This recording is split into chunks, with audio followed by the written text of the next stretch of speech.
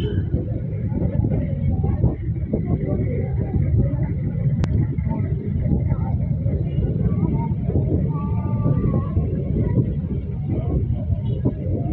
magandang walang hapon.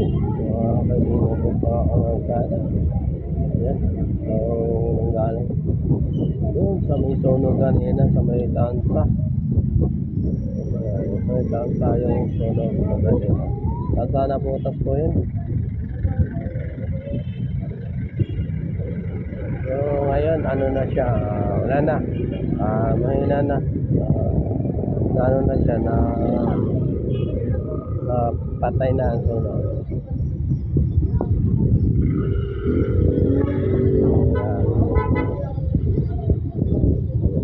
Dito hindi na siya matraffic kanina, matraffic.